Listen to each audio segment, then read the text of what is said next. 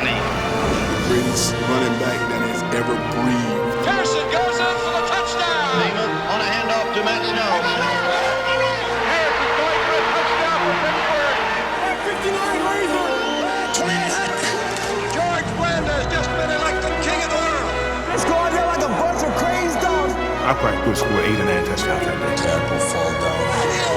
Touchdown for the 49ers. I mean, the ball, you could hear it whistling when he let it go. This game is over. Try to do it better than anyone else has ever done it. Walter will be proud of you.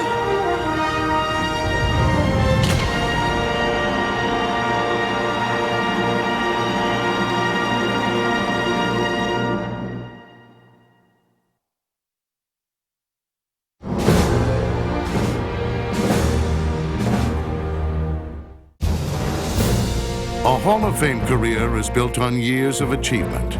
But within that vast body of work, often there is one moment that stands out. A resume play that for each enshrinee represents the striving of a lifetime. Found myself starting my first opening season game against the Green Bay Packers. Now it's 2nd down and 7, wide side to the rookie from Jackson State University, Lem Barney, and he flacks out All-Pro Boyd Dowler, and they tried to throw a quick out to him. And I closed so fast, I dove for the ball. I did a shoulder roll, forward shoulder roll, got up, ran it into the end zone. And as I slammed the ball on the turf and looked at it ascending up toward the sky, I looked up and said, Lord, this is going to be easy. We were playing the Chargers, and I was pulling out on the sweep, being an ex-Charger myself, and the guy that I pulled out and hit and knocked his mouthpiece out was Bobby Howard, who was a good friend of mine. We were rookies together at San Diego. And I picked him up after I knocked him down and patted him on the butt so everything would be all right. It was against Miami in the playoff game, and it was the tying touchdown to James Brooks in the back of the end zone with a minute or so to go. An overthrown pass. Thank you very much. I thought I lofted it to a spot in the corner of the end zone where Winslow could make a catch because he was always good at that. He's so much bigger than the guys guarding him. And Brooks came out of nowhere. I never saw him. But I was throwing to him. The run that I made in probably 1967 against the Baltimore Colts. Had the ball in my right hand the first time, went back to the left, changed to my left hand, saw the gap, boom. That, signifies Gale Sayers.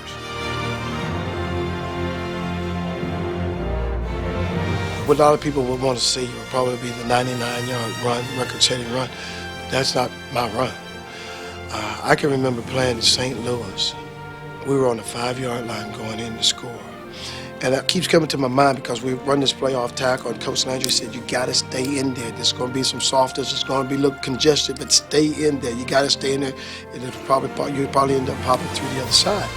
So I'm hitting in there, and I'm thinking about what he's saying. I just stopped and did a complete 360. 2 defenders, bow, hit head on.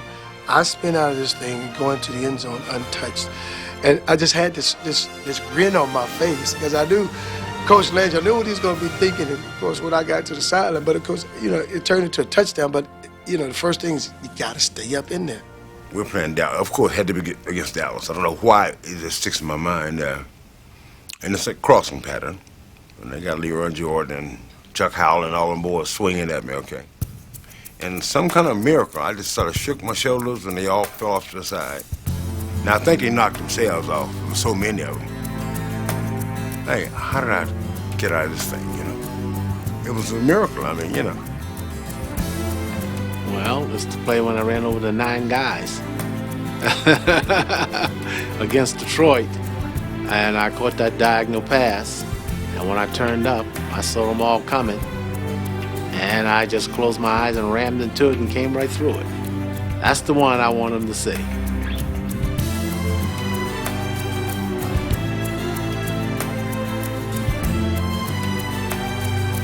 Most guys, man, they get ready to absorb the punishment, but I was trying to dish it out, and I also hit Lenny Moore.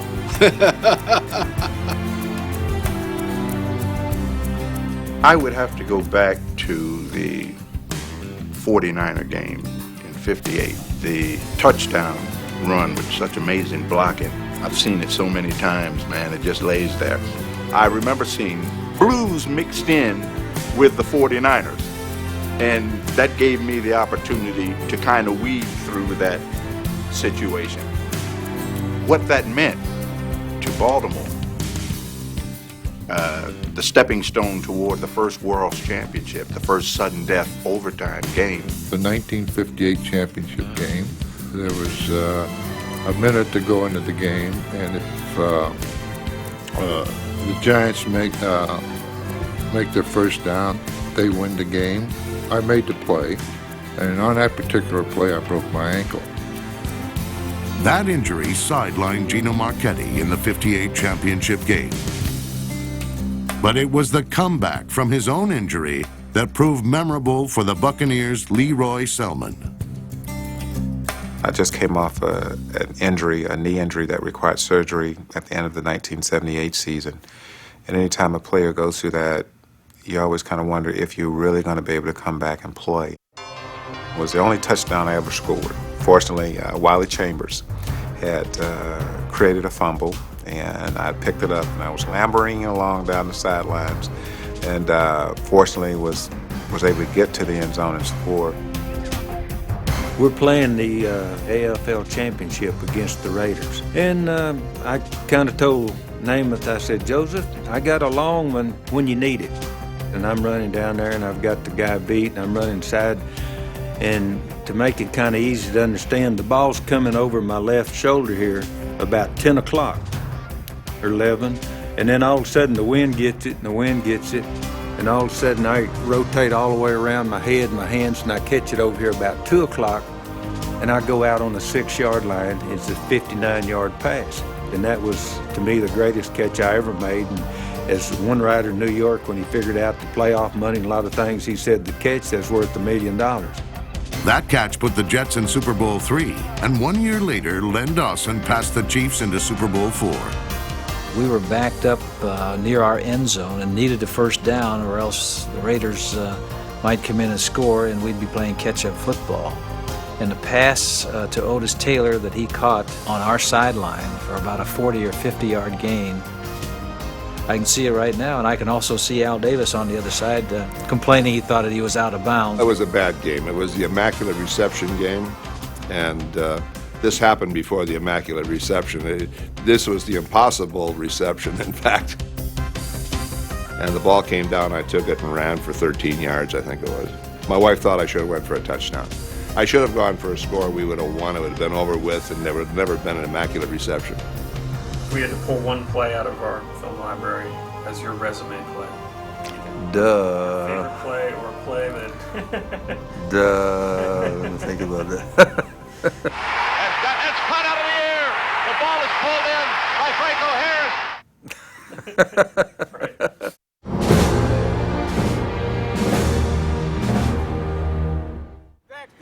Line 22. Pro football wasn't always as high-tech as it is today. There you go, there you go, there you go, there you go, there you go. Sing a song all day long. Early pioneers labored in anonymity to advance the game's cause. In the Roaring '20s, the NFL was more curious sideshow than esteemed endeavor, until 1925. The year Red Grange joined the Chicago Bears and legitimized the professional game. I started playing football, I think I was 6 or 7 years old. When I was 10 or 11 years old, I was a pro. My father, every time I'd win a race at a picnic, he'd give me 25 cents, so I was really getting paid off early. From picnics to playing fields, the Galloping Ghost never stopped winning races and became a charter member of the Hall of Fame, as did the tall Texan who pioneered the forward pass.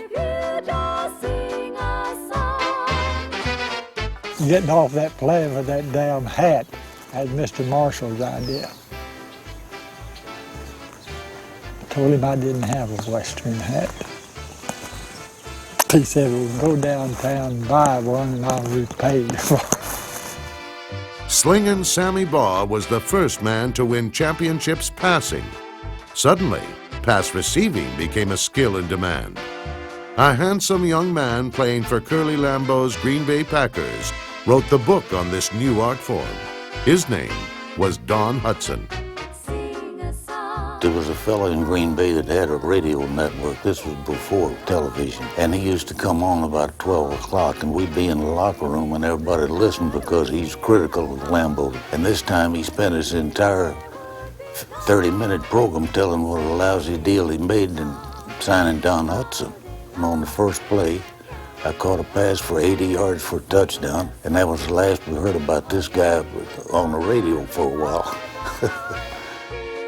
His 105 career touchdowns stood as the standard for all pass catchers for nearly half a century. The game's early pioneers all had one thing in common: the color of their skin. In 1946, Marion Motley and Bill Willis broke pro football's color barrier. As a ball carrier, Motley was especially vulnerable. But Motley survived both cruel words and dirty deeds, paving a path for all those who followed.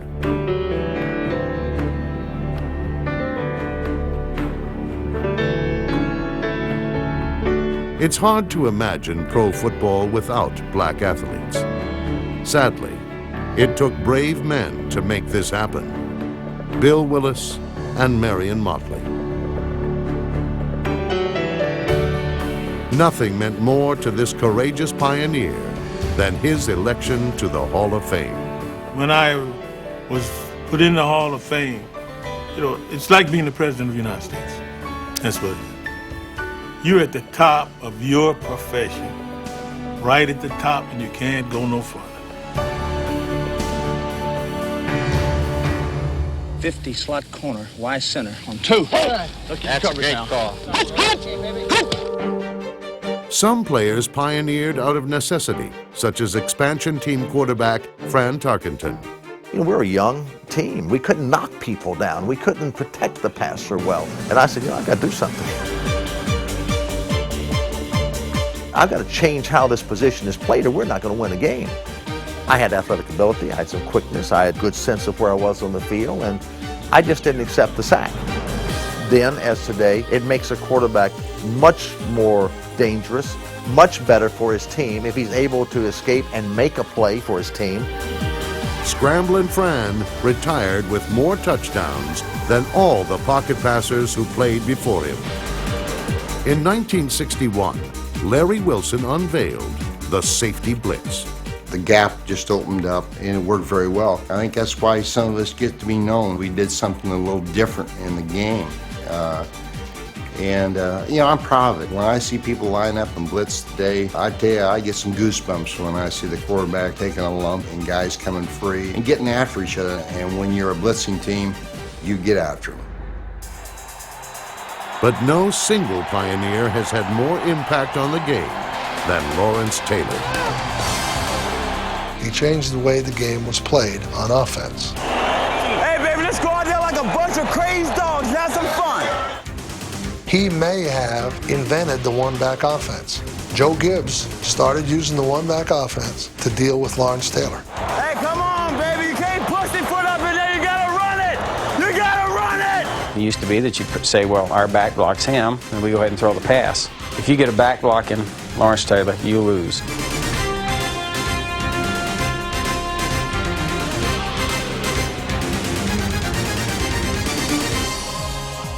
I brought something different to the table that maybe hadn't been seen. Up until that point, a linebacker was just a linebacker. All he did was stop the run. He went back and defended against the pass.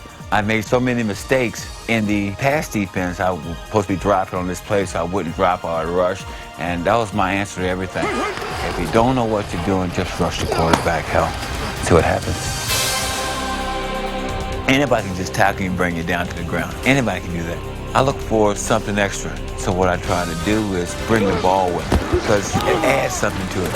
And now it's funny how around the league, everybody goes for the strip. He spawned new formations, rewrote pass blocking schemes, and revolutionized modern defensive thinking.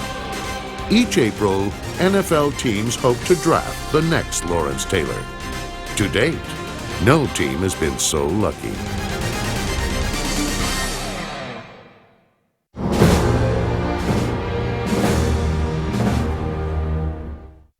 There's a look of steely-eyed resolve that expresses a will to win at any cost that is unique to the intimidators of the National Football League. Men admired as much as feared by their opponents. He exuded a kind of a presence. When is he going to stop carrying the ball? How much more can he take? He was the greatest intimidator that ever played football. I think Butkus ate him. He was an animal, and every time he hit you, he tried to put you in the cemetery, not the hospital. Bears linebacker Dick Butkus had the look of an enraged beast and the temperament to match. He was so feared, opposing teams built their entire game plans around stopping him. You play the Bears, and I've heard it myself from different people, is that they better get ready, you know, and that's all the respect that I need. If I was an animal, jerk, asser, or whatever, I didn't care. It's not going to be just the plain old tackle, fall down, and go boom. Number 51 used brute force to overcome and then overwhelm his opponents for 9 seasons. Perhaps Butkus learned much of his ferocity from teammate Doug Atkins, number 81. Atkins was a terrifying defensive end for the Bears and later the Saints. For 17 seasons, Atkins was almost unstoppable, and those who dared try faced the possibility of terrible retribution. First of all, when a man extends his arm and grabs you, I kind of come automatically to this hand. I can just hold it here. If I ever catch your arm at an angle, I'll break your damn arm. I had to be sticking those arms up his butt. Even more punishing than Atkins' threat of breaking arms was the reality of the Deacon Jones head slap. The head slap was to do 2 purposes.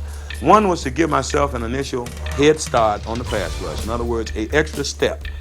Because anytime you go upside a man's head or a woman, then they have a tendency to blink their eyes or close their eyes, and that was all I needed.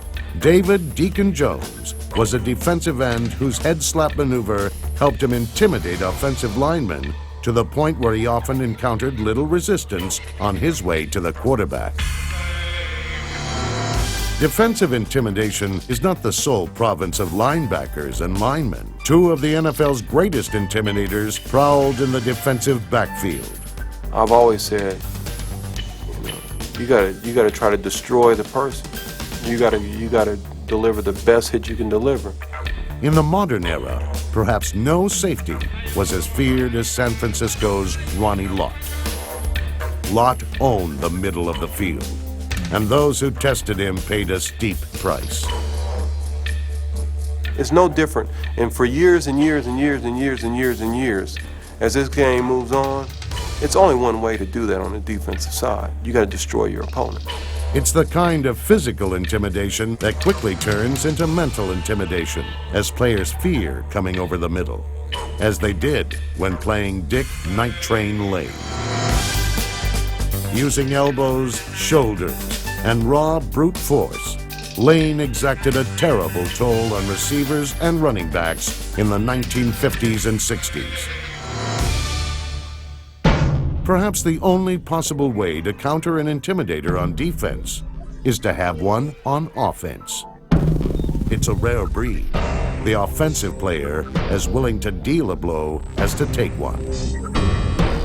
Oilers running back Earl Campbell quickly created an aura of invincibility about him, as it seemed quite impossible for 1 or even 2 men to tackle him.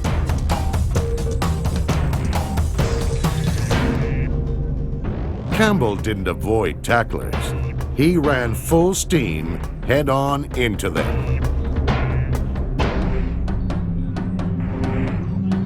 Colts tight end John Mackey split defenses, catching the perfect passes of Johnny Unitas, and broke the will of defenders by running around, over, and through them.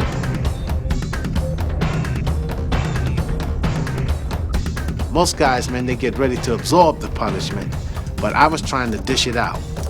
And when I came through it, I just kept running. So I was never afraid, but I was always ready to hurt someone. And when he threw me the ball, I didn't realize how many people were coming. It's like the whole team came over there. But when I saw it, I decided that the only thing you can do is to just run into it and try to hurt someone. Cleveland running back Jim Brown was the quiet intimidator. He didn't yell, he didn't scream, he didn't taunt. He just couldn't be stopped. Run after run, Brown went about his business, leaving frustrated defenders in his wake. The perfect example of how intimidation can affect a football game was exhibited by one of the greatest intimidators ever, Steelers linebacker Jack Lambert. Against the Cowboys in Super Bowl X, Pittsburgh looked flat, and the confident Cowboys looked ready to rout them. When Steelers kicker Roy Gerela missed an easy field goal, and Cowboys safety Cliff Harris gave him a condescending pat on the head, Lambert sprung into action. Lambert set an example for his team and sent a message to Dallas. He and his team would not back down. Pittsburgh went on to win 21-17. Lambert went to the Hall of Fame, and Cliff Harris became a permanent example of the folly of antagonizing an intimidator.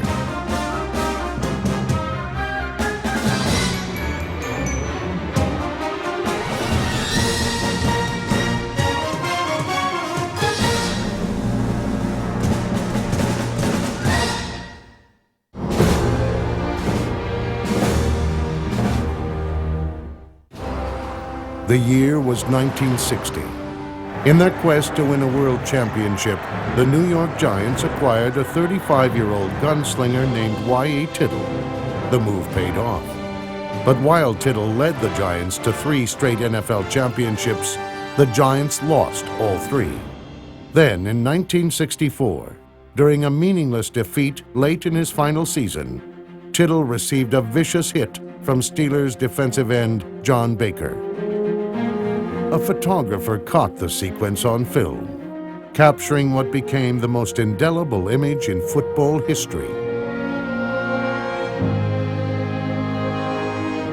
The photo marks an event, the end of a player's career, but also something more. It stands for the nobility of a game and the intangible qualities of football's proudest warriors. The passion of Ray Nitschke, the desire burning in the eyes of Mike Singletary. Hey, baby! We're gonna be here all day! We're gonna be here all day, baby! I like this kind of party! I like this kind of party, baby! Tittle never did win his title, but his legacy is undiminished. In football, heroes bleed and superstars suffer. In a game where progress is measured by down and distance, greatness comes with the knowledge that all the pain never adds up to the satisfaction of one more yard. NFL history is filled with stories of greatness. Greatness, which comes in many forms, but always from within. At this level, it's not so much physical, it's mental. And the ones who are stronger mentally are the ones who usually win in a physical contest. In 1982, Kellen Winslow's Chargers battled the Dolphins in one of the most physically grueling playoff games in history. I think it was about 88 degrees during game time, 85, 90% humidity. For those 4 or 5 seconds that a play would last, everybody was going at 100%. Afterwards, it was like back to slow motion just to gather yourself so you can go again on the next play. In these impossible conditions, Winslow was the best and most exhausted player on the field. My back cramps up. My legs cramp up. My calves cramp up. He lost 12 pounds during the overtime thriller, but caught 13 passes, blocked a potential game-winning field goal, and earned his place among the game's greats. It's always talked about. Leave it on the field, don't bring it back into the locker room. But it's a test that few people actually endure, and even fewer people succeed. Chuck Bednarik endured a test every time he stepped on the field.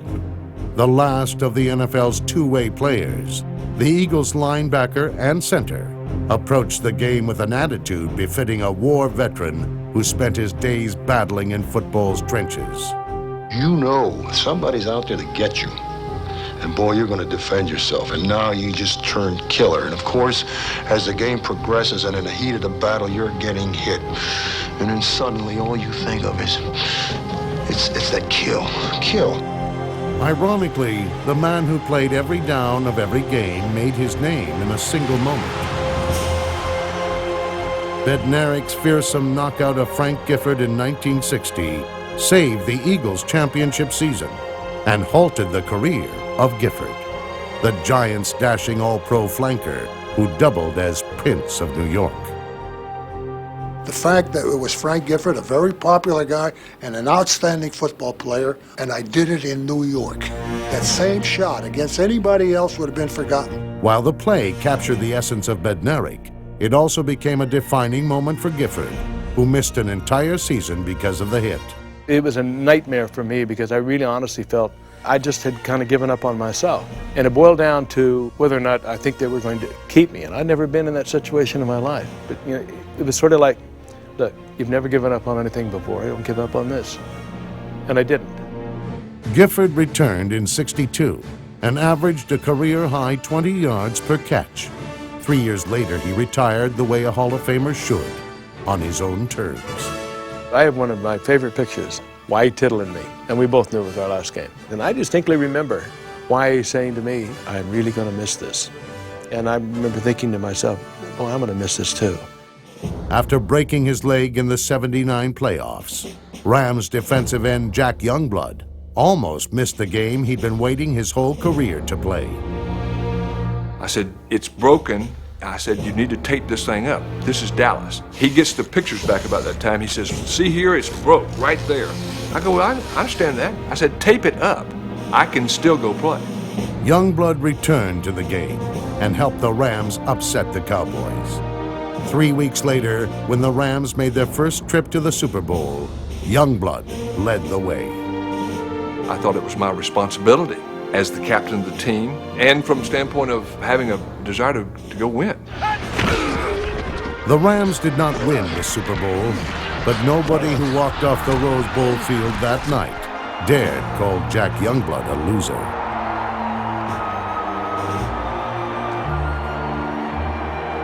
Perhaps Youngblood learned a thing or two from the quarterback he vanquished back in Dallas, Captain America himself.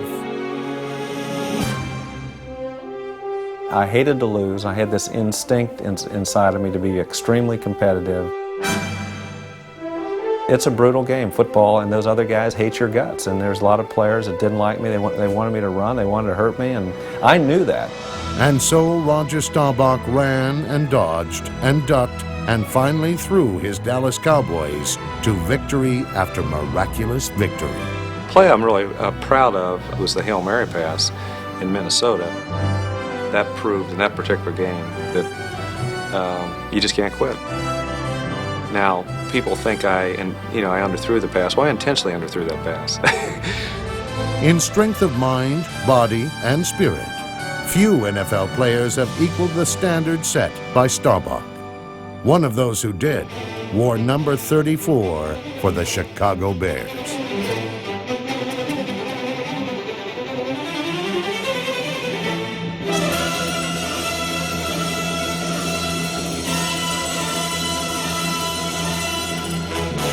After Walter Payton's untimely death in 1999, the football world paid tribute to the man called Sweetness. For all the young sweetnesses out there, if Walter was here, there's some things I think he'd want you to remember.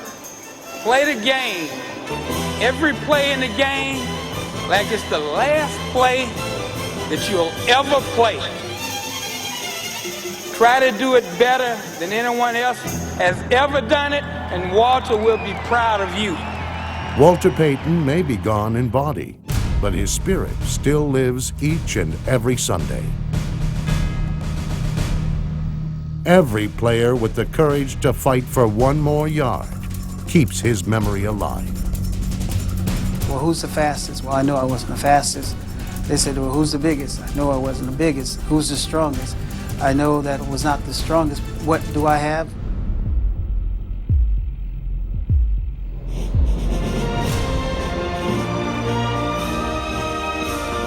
Fortunately, Peyton was not the only one who had it.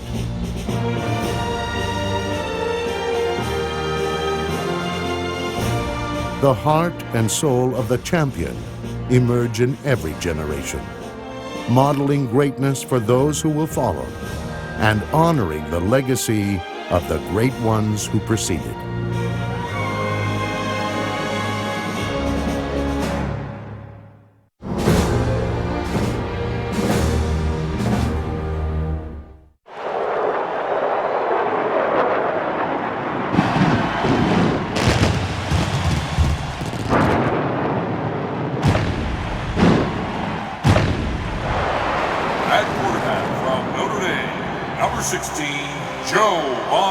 The Super Bowl is professional sports' ultimate contest, an event that magnifies the grit and greatness of all those who go there and come back champions.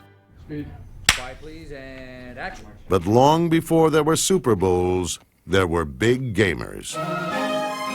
In 10 years as quarterback of the Cleveland Browns, Otto Graham led his team to the championship game 10 times. No other quarterback even comes close. I would rather win than lose. Any good athlete in any sport would rather win than lose. Team. That's the most important thing by far. Who cares who gets the credit? Who gets the picture in the paper? What was the final score? That's what counts. In the 1954 championship, Graham's team scored 56 to Detroit's 10. 1 year later, in his final career game, Automatic Otto orchestrated a rout of the Los Angeles Rams for championship number 7. Where the bottom line is NFL titles, Otto Graham is the ultimate big gamer. Third down, inches to go to Bader. 17-14, Cowboys out in front. Packers trying for the go-ahead score. Starr begins the count. Takes the snap. He has the quarterback sneak it out. The Green Bay Packers are going to be NFL champions for the third straight year. Green Bay's Bart Starr won 5 NFL titles and was named Most Valuable Player in Super Bowls I and II. When you get to a game like that, in my opinion, this is where you really must excel. Anyone can perform when there's no pressure, but when everything is on the line, when you're in the ultimate game of the year, that's the time, in my opinion, that you see who can play. True champions play their best when the game matters most. No less than a dozen Hall of Famers have Super Bowl MVP awards on their resumes. Holy cow, what a play! 42-yard touchdown run on 4th and a foot. John Riggins has given the Redskins the lead in Super Bowl 17. One team has produced 3 such performers. In game number 9, Franco Harris set a Super Bowl record for most yards rushing as the Pittsburgh Steelers won their first ever championship. 1 year later, teammate Lynn Swann made some of the finest catches ever seen in the big game.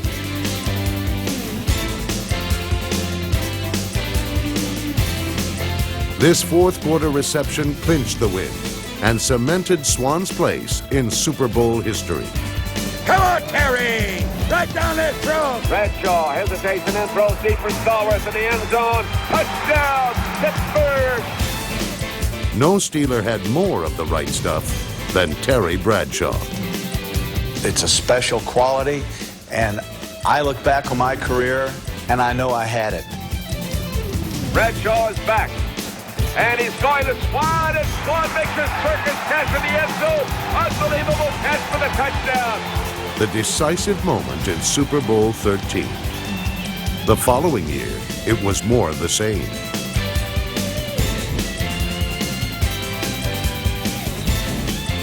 Now Bradshaw pumping, firing downfield. There goes Stallworth. He pulls it in at the 30, the 20, the 10, the 5, and it's a touchdown for Pittsburgh on the ball to Stallworth.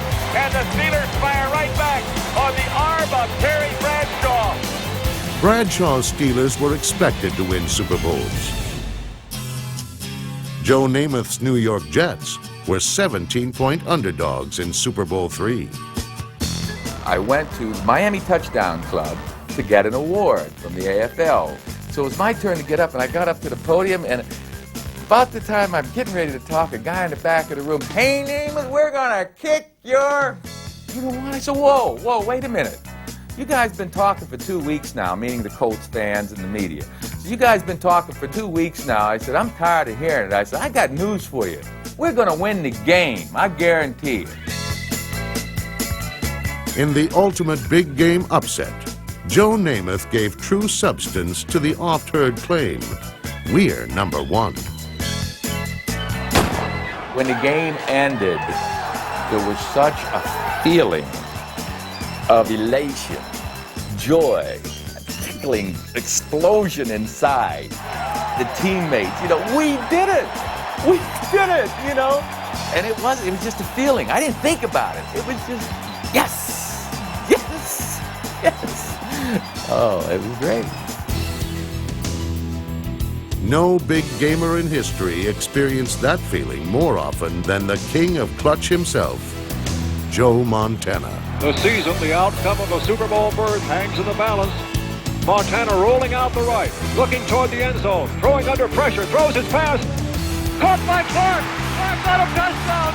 Right, Clark has it. It's a touchdown for the 49ers. In his first 2 Super Bowls, Montana guided his team to the title both times and was voted most valuable player in each game.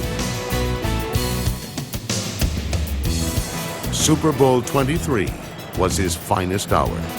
The 49ers have a long way to go. 92 yards to be exact, all of which Montana's passes covered in just over 3 minutes.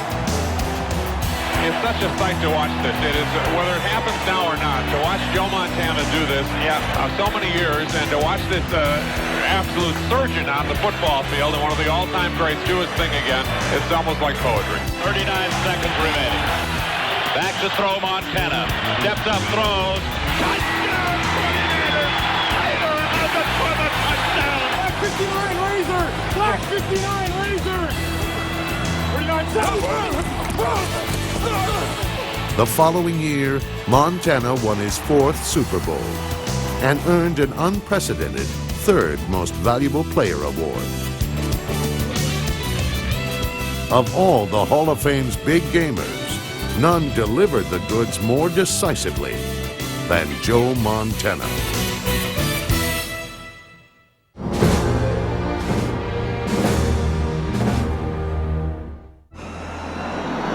By air or by land, there is nothing in football like the quick strike. And there are no players as exhilarating as the game breakers who produce them. Hold the phone! Fasten your seatbelts! One back, and that's done. He'll carry the ball. Bob squeeze, planting like to the 35 to the 30. 45-50. The foot race is underway. Now they got him again. No, he gets away. Lightning coming out of his heel. See him. He's going to go all the way. No one near him now. A spectacular run by Curtis Martin. 35-40. There goes Barber in a foot race. Showing the power and the speed. 278 yards on 23 carries. I tell you, unbelievable. Oh, baby, what a play. Put that sucker in your VCR. Touchdown. Touchdown. Touchdown. Great job, buddy. Hey, that's a hell of a job, man. That's a great job. Of course, game breakers are nothing new. And some of the best ever carried the ball as if they were running for their life. I think I ran more with fear than I did of confidence of running. Fear of not getting hurt, fear of being embarrassed, fear of getting caught from behind, fear of making a fool of yourself. You just want to do well. We're not supposed to be afraid. I had times dealing with that because sometimes, man, I was scared, man. I mean, really scared. when I would go out on the field. And until I got that first hit, I was just like this, man. I was scared, but we wouldn't use the word scared. We'd call it nervousness. We were scared, man.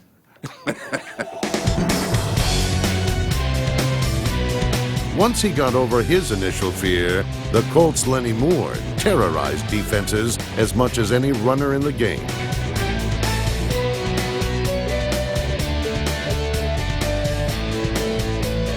If there's anybody that could play today and set records in the NFL, it would be Lenny Moore.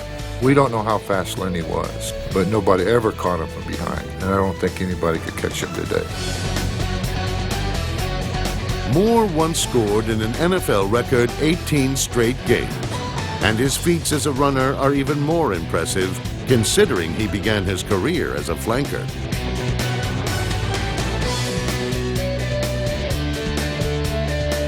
Hall of Famer Bobby Mitchell made the reverse transition, converting from a halfback with the Cleveland Browns to a flanker with the Washington Redskins in the 1960s.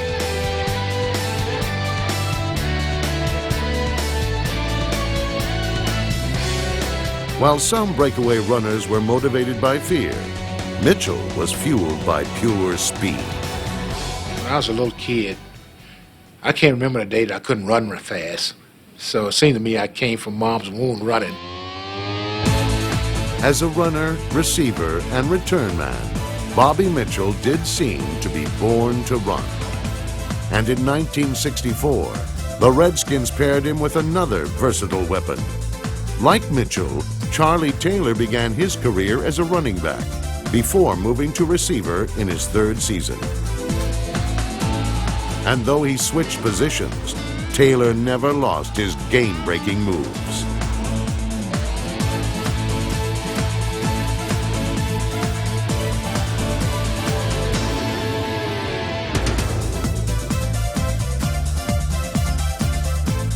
Taylor retired as the NFL's all-time leading receiver, and while his elusiveness often helped him improvise his way to the end zone, it was a more detailed precision that defined the career of Paul Warfield.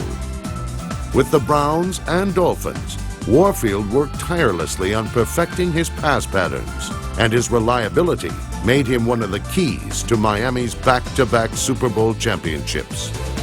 Of course, any game breaker adds a dynamic dimension to a coach's game plan. Take a drive corner, Lance. You know, coming in from a good wide position and starting right down that middle and then breaking it off and taking it to the corner. You'll lose him, you'll lose him, you'll lose him. Yes, sometimes a coach's best friend is the quick strike, whether it covers half the field with Lance Allworth or the length of it with Tony Dorsett. It's a handoff, Dorsett up the middle. Here he goes. Cuts to his right. Going all the way. To the 30, to the 40. He's got two men to beat. To the 40, to the 30, to the 20, to the 10, the 5. Touchdown! Tony Dorsett is in the record books. 99 yards. Game breakers can erase records in the blink of an eye. In 1984, Eric Dickerson barely broke stride on his way to a new single-season rushing mark.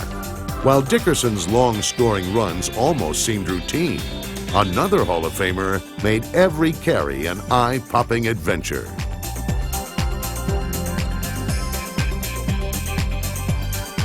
There was never a football player that ever played on the field that struck fear in the hearts of an opponent like Gale Sayers did. Every time he touched the football, you thought he was going to score. You were up.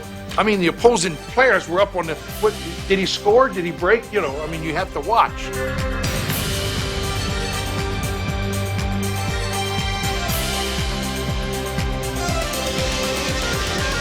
I had great peripheral vision, so I could see, you know, not in back of me, but pretty much on the sides of me. But, you know, it was a God-given talent that I had, and it was very, very easy to do. Among the NFL's best escape artists, Gale Sayers may have been the greatest game breaker of all. Oh, this is incredible. This is one of the very best. What a tremendous athletic play that time. Man, oh, man, oh, man. Are you kidding me? Put that one in the highlights, Ed Mary. You ain't going to believe this. Holy smokes. What a play. Look out. Here he goes. And they shed that guy like he was a taxi fly. cuts back at the 30. Oh, what moves! This guy is Houdini. 35-40, off to the races. He did it again. You have to see this guy to believe it. Unbelievable effort. Huge ball. Sometimes you just gotta look to the heavens and say, wow. Into the end zone, touchdown. I'm out of superlatives. I am out of superlatives. Woo!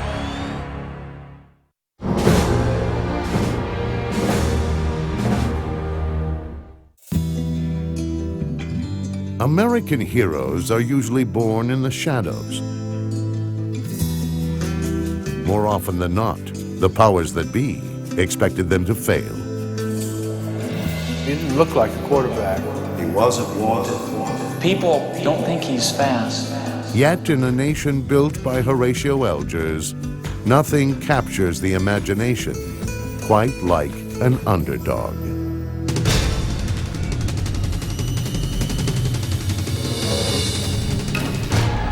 I would literally tear up at most of those games when the national anthem was played. You know, appreciating the freedom that we have in this country and the opportunity that I had, a slow white guy from Oklahoma, cut from his first team in 6 weeks, get a chance with an expansion team. Steve Largent made the most of his chance. Carpooling to work in a Volkswagen Bug, he quickly established himself as a great receiver and flashed some of the best hands in history. He looks deep. He hangs one way up in the air for Largent. Makes the grab. Touchdown, Seahawks. Now lots one deep for Largent. He's wide open. He makes the grab. Touchdown, Seahawks. Deep to Largent in the end zone. Touchdown, Seahawks. Largent made the grab. He has real quick moves, and I think his best asset is he understands the game. How did Steve Largent get so wide open? People don't think he's fast, but he's fast. Three-man rush. He cranks up. He throws deep for Largent up the left side end zone. Touchdown, Seahawks to Largent. I'm only 5'9", and I came in the league at 168 pounds, and I wanted to prove to people that I could play with the bigger guys. 2 decades before Largent, Tommy McDonald was fighting to prove that football was about will, not size. It's not how big you are, it's how bad do you want it? How big of a heart do you have? The last man to play without a face mask, McDonald took a licking and kept on ticking. I wanted to be able to walk out of that stadium, and I wanted people to be able to say, Tommy, I'd never have seen a catch like that in my life. While McDonald conquered personal demons, Leroy Kelly was chasing a ghost in wild pursuit of Jim Brown's shadow. It was a tough situation for him when he came in, but the Browns coaches had great confidence in him. He had great ability to cut like on a dime practically. He could go from 0 to something very quickly in just a few seconds. Replacing the greatest player who ever lived was supposed to be impossible. But like a sharpened Ginsu knife, Kelly sliced through the NFL for 90 touchdowns, becoming a superstar in his own right. The experts had doomed him to failure, but Leroy Kelly proved that with enough courage, it's possible to outrun a shadow. It is accurate to say that his miracle season in 1970 made the greatest impact on pro football for heroism and thrills that the game has ever known. And here comes George Blanda onto the field. Monica will spot at the 48. It's snapped, it's down, it's kicked. It is good! It's good! It is good! George Blanda has kicked a 48-yard field goal. Time yields to no man, except maybe George Blanda, who took on age and won.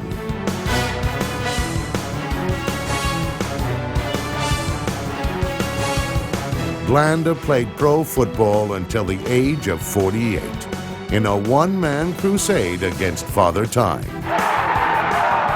Old people would say, how the hell is he doing that?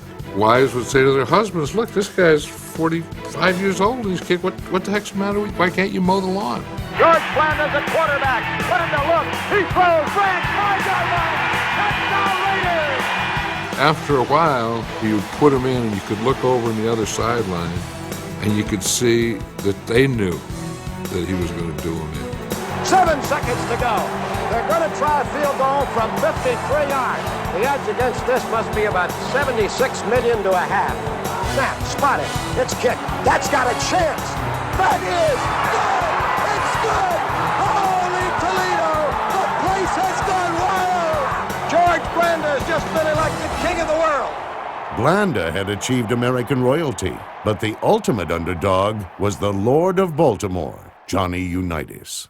He's, honest to goodness, the American dream. He came out of nowhere. He wasn't highly drafted. He wasn't wanted. Cut by the Pittsburgh Steelers, had to play semi-pro football, brought in with the Baltimore Colts. And the first pass he throws for a touchdown, but to the Bears. A guy named J.C. Caroline intercepted it, and I said, "Whoa, what a start this guy's got." That was enough to rattle anybody. You know how much that affected him? I don't think it affected him at all. He had tremendous confidence in his ability. Tremendous confidence. And that is a powerful, powerful thing.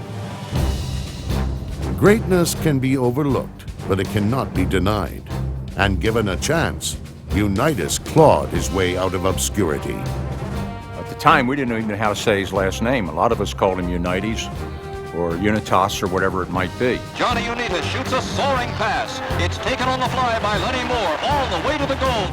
Once Unitas became a star, then the fact that he was the Cinderella story, the fact that he was the blue-collar guy in the blue-collar town, the fact that he was the reject, that he had overcome all these obstacles, then that made him all very attractive. What I particularly admired about him was that he didn't look like a quarterback. He didn't have some sort of huge physical presence. First time I saw Unitas in a locker room, I said, "Where's Unitas?" They pointed to that guy in a corner, say. And I said, "You're kidding me." I said, "That's the locker room boy, isn't it? That's not Unitas." His appearance was deceiving, but his numbers were not, as Unitas mounted a streak to rival Joe DiMaggio's. Unitas threw a touchdown pass in 47 consecutive games. Only 5 other quarterbacks in the history of the league had a streak even half as long as Unitas. Just to equal his own record of 4 touchdown passes in one game, Unitas tosses for 43 yards to Jim Nutscheller. There really was a courage and nobility to him, standing in that pocket. And all around him, this maelstrom of people trying to get at it.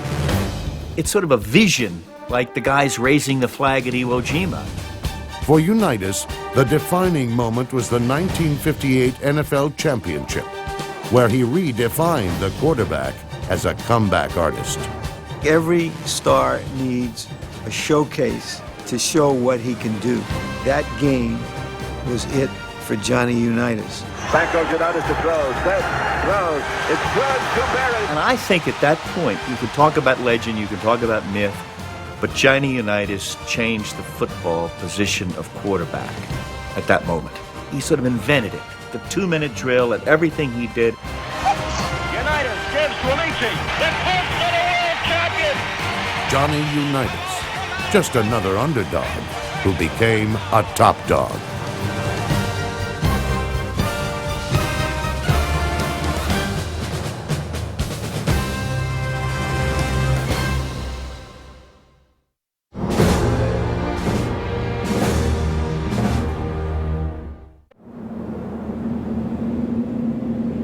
There's a place where the game never ends, heroes never fade away, and the stars shine bright forever. Aikman back, throwing to the post, touchdown! Here, men become immortal members of an everlasting team, bathed in glory, cast in bronze. It's the Pro Football Hall of Fame, the ultimate dream of every player. You want to be considered as one of the greats that's always played this game? In that, I'm chasing the ghosts of Joe Green and Merlin Olsen, Deacon Jones. You know, some of the great D linemen that you think of when you think of this game. You see all the great players, Walter Payton, Earl Campbell, Gale Sayers. You strive to be just mentioned in the same breath with those players. Two strong-armed, strong-willed quarterbacks have proven themselves worthy of joining the all-time greats in Canton. Quarterback draw, Aikman slips, dives to the end zone, touchdown Dallas. Straight arms, flip passes, and headlong leaps are all in a day's work for Brett Favre. In Super Bowl 31, Favre climbed to the summit of his sport with his performance on the biggest stage of all. During a dozen seasons, Troy Aikman won 3 Super Bowls and more games in a single decade than any other quarterback.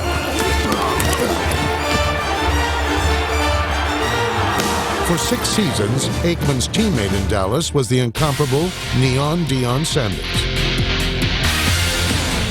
Sanders, who saw service with 3 teams, was a one-man traveling, high-stepping touchdown show. Deion looks in the sun on the goal line, to the 5, to the 10, to the 15, to the 20, to the 25, to the 30, 35, to the 40, 45, 50. Deion, 100 yards. Touchdown, Deion Sanders. Man, what an athlete.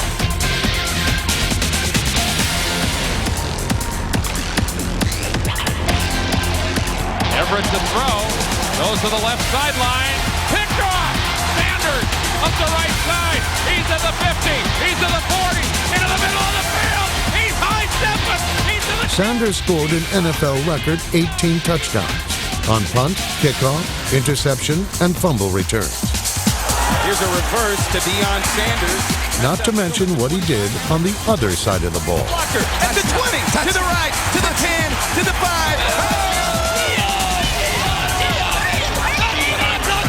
While prime time is certain to bring some shake out to Canton, little Darrell Green fought hard to shake the notion that he was too small at the start, then too old toward the end to be a star. People set the bar for everybody. They think that the bar is set. Darrell, you shouldn't be able to do this. When I was as a kid, you're too little. You know, you can't do it. They said that for 18 NFL seasons. But Green just never listened. Snap to Brown from the 39. Quick slant into the hands of Darrell Green. He's gone! Touchdown, Washington Redskins! Another who is Canton-bound once helped his father lay bricks in poor towns in Mississippi. As a pro, he worked even harder. The result was a pass-catching masterpiece named Jerry Rice.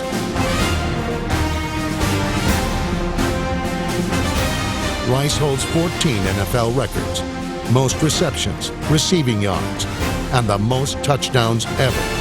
Young goes back to throw. Launches it down the right side. Rice is there. Oh, my!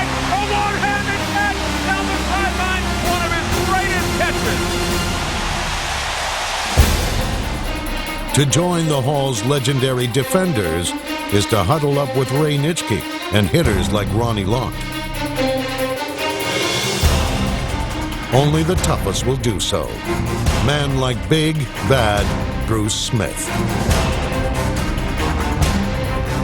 If we're going to go into a battle, I'm not going to get my ass kicked. You're going to get your ass kicked. I'm not going to walk off of that field and say, well, you guys won the war and won the battle. I'm at least win one of them.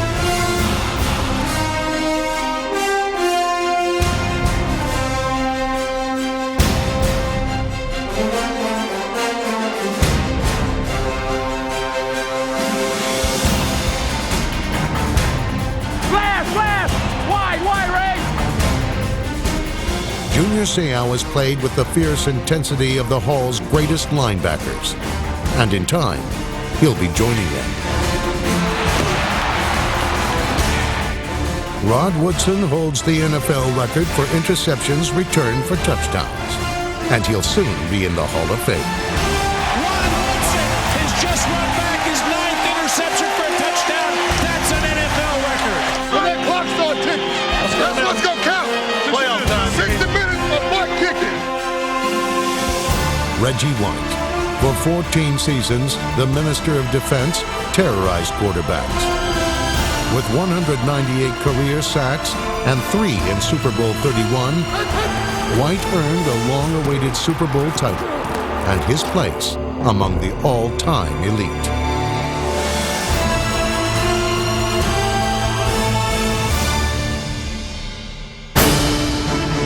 Emmitt Smith is another certain Hall of Famer.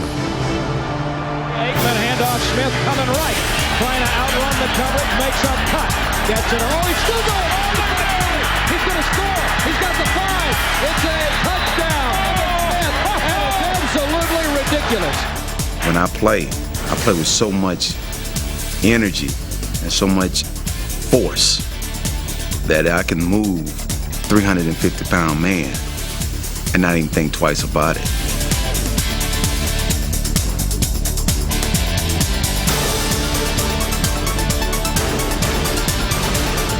Smith is a warrior and a wonder. Neither the biggest nor the fastest, Smith is the NFL's all-time leading rusher.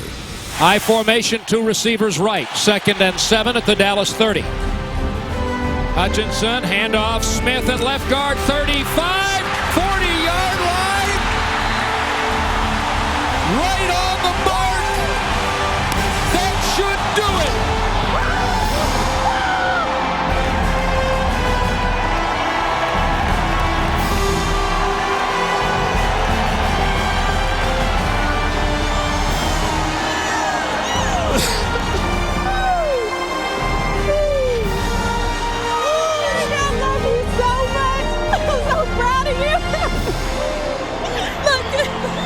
We're so proud of you. I love you. Baby, you did it. You did it. Congratulations, man. I love you. Yes. Yes. I'm so happy I could be here. I wouldn't miss this for anything. Thank you so much, man. I love you. It's fabulous, unbelievable.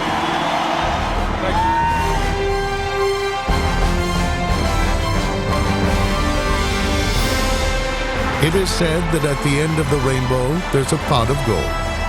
In the NFL, that pot of gold is a bust in bronze.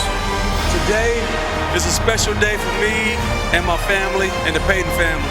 This is something that I think you deserve as well as myself. And I'm glad and I was very thrilled to have the opportunity to do it right here in Texas Stadium where God can look down on us this day.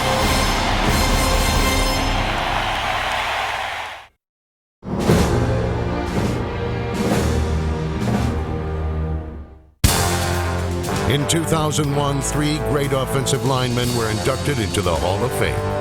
Mike Munchak of the Oilers, Jackie Slater of the Rams, and Ron Yary of the Vikings. Number 73 was a technician who used leverage, not strength, to combat the great pass rushers of his era.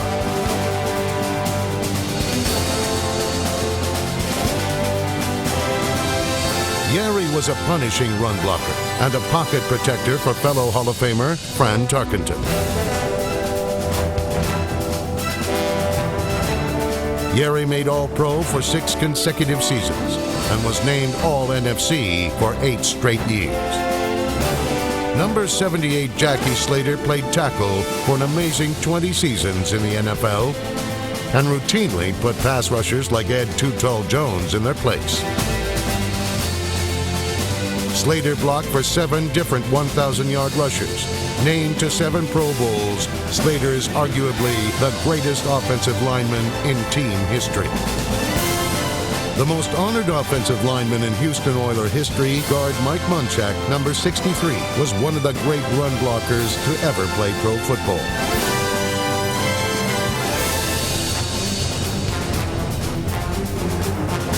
The mobile Munchak was also devastating on screens, where his speed and power overwhelmed smaller defenders.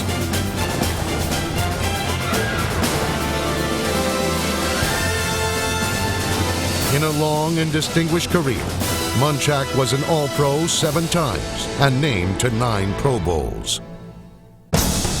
Nick Buoniconti was drafted in the 13th round by the Boston Patriots. At 215 pounds, the undersized middle linebacker became a giant run stopper. In 1976, he came to the Dolphins, where he anchored the no-name defense.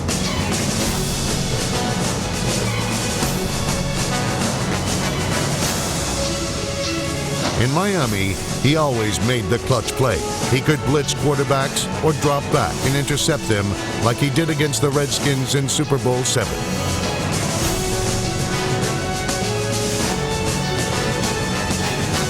Buoniconti helped lead the Dolphins to 2 Super Bowl victories and was named to the AFL's all-time team.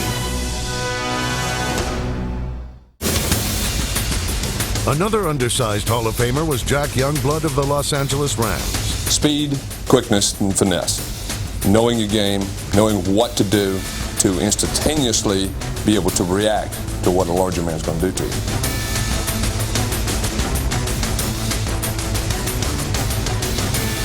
Next to Deacon Jones, number 85, was the second greatest defensive end in team history. He used speed and leverage to stop both the run and the pass. He blasted into the pass pocket and ended his career second in sacks in Ram history. Jack Youngblood is one of the greatest people I've ever known to have on your ball club when things are going bad, because he will pick you back up. He'll turn you around and won't let your players get down. Youngblood played in a club record 201 games, which included 5 NFC championships and 1 Super Bowl. He also was voted to 7 straight Pro Bowls. The Steelers' Lynn Swann made the Hall of Fame in 2002, not for statistics, but rather for his unique ability to combine the clutch catch and the spectacular play at the same moment. He was the ballet master of pro football, graceful and acrobatic, a player who racked up style points as fast as he scored touchdowns.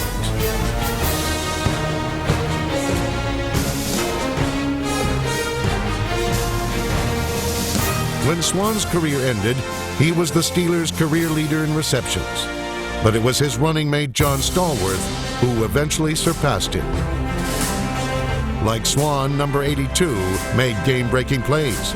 He set almost every Steeler receiving record on a club that had arguably the 2 greatest pass catchers at one time. There was a tremendous amount of competition between Lynn and John. The arguments and the fights they would have in the huddle because John wasn't getting the football enough or Lynn wanted to get the football. That made our relationship a little bit tense, especially when John's son said that I was his favorite wide receiver. Sometimes people referred to him early on as the other receiver, and John Stallworth was never the other receiver. He was always John Stallworth. I would say that John ended up being the more reliable, more stable, more consistent receiver. Now, Lynn hears this and Lynn goes ballistic, but you know, that's how I separate the 2 guys. So you ask me, should John Stallworth be in the Hall of Fame? Absolutely. Should Lynn Swann be in the Hall of Fame? Absolutely. For these guys to do what they did, they're special. The Raiders' Dave Casper was big enough to play tackle, but fast enough to play tight end, a position that turned him into a Hall of Famer. He was nicknamed the Ghost for the way he vanished into the secondary only to reappear and make the crucial play. Number 87 helped turn the Raiders from contenders into world champions.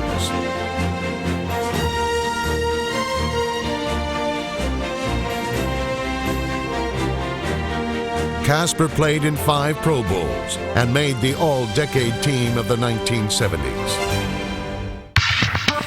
Dan Hampton of the Bears had the colorful nickname Danimo, an apt moniker for a beast who tore up the line of scrimmage.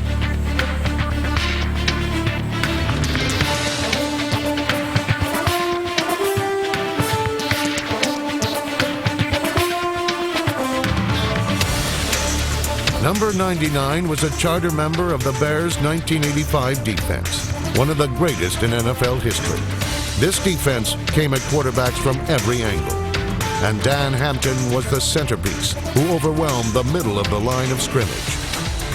He led the Bears in sacks 4 times, an incredible statistic considering that Hampton had 10 knee operations in his 12-year career.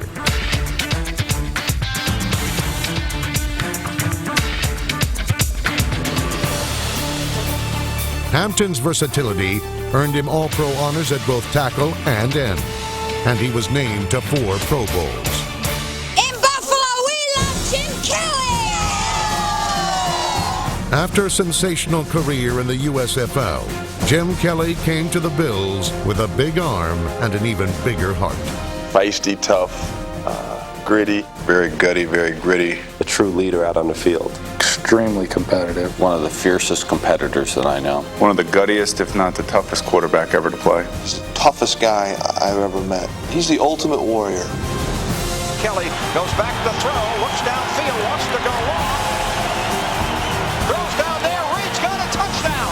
What a great throw. In his 11-year career with the Bills, Kelly set and still holds every team passing record.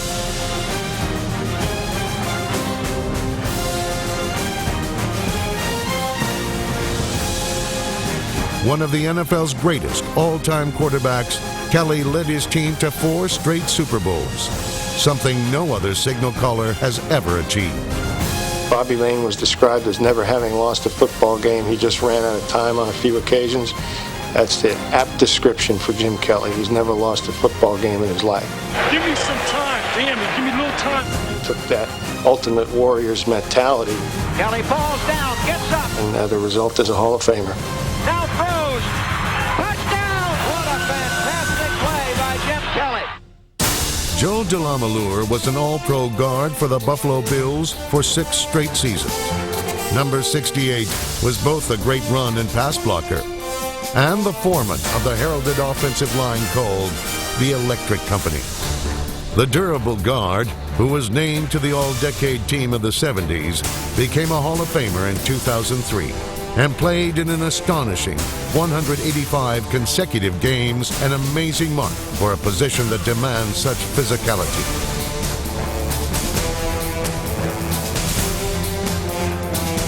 DeLamielleure and the Electric Company were noted for turning the juice loose. And in the last game of the 1973 season against the New York Jets, this offensive line made O.J. Simpson the first running back in NFL history to gain 2,000 yards in a single season.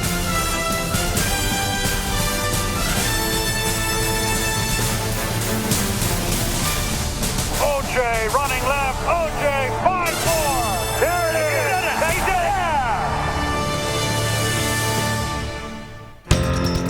it. Another great Bill was sure-handed James Lofton, who played 16 seasons for 5 different teams.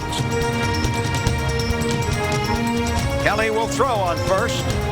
Lets it go long down the field, and it is taken by Lofton at the 30, at the 20, at the 10, at the 5. He backs in, doing a dance. Lofton remained a premier deep threat throughout his long and prolific career and rang up over 14,000 yards and 75 touchdowns.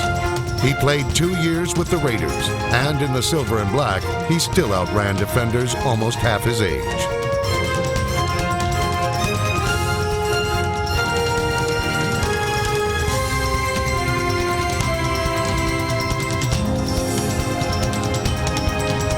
Lofton began his career as the #1 draft pick of the Green Bay Packers. He was an immediate star and made the all-rookie team. He remains the all-time team leader in receiving yards and was chosen to 7 consecutive Pro Bowls as a Packer. Lofton ranks 3rd in receiving yards and 10th in career catches in NFL history, and his average of 18.3 yards per catch is the best of the top 20 receivers of all time. Defensive end Alvin Bethea played all of his 16 seasons with the Houston Oilers.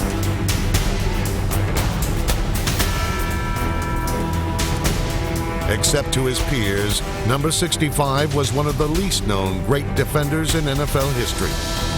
But great he was, unblockable and unstoppable. A player who mauled quarterbacks and running backs and played entire games in the opponent's backfield.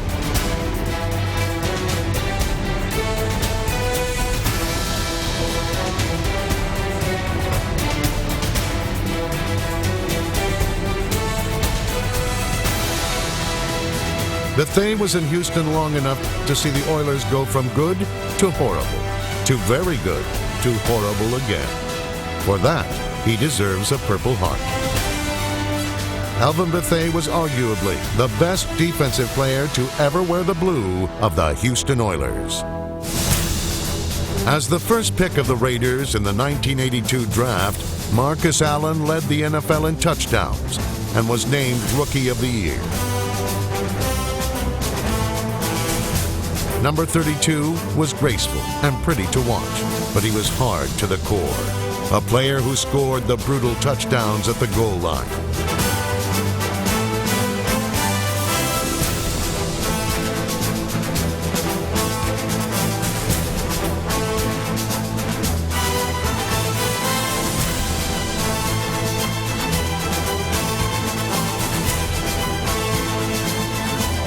At age 33, he became a Kansas City Chief, and even at this advanced age, he was the team's feature back.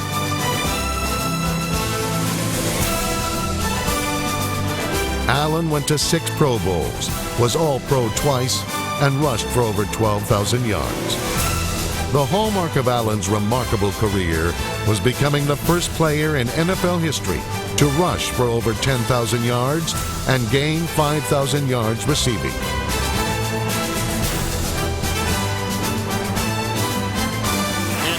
Sweep right side, Marcus Bigelow, 30, 25, cuts inside, got a block, 20, cuts across the other way, 15, 10, full race to the 5, rolling to the far sideline, he's got it, a touchdown! It would not be an overstatement to conclude that Marcus Allen was the most versatile runner in pro football history.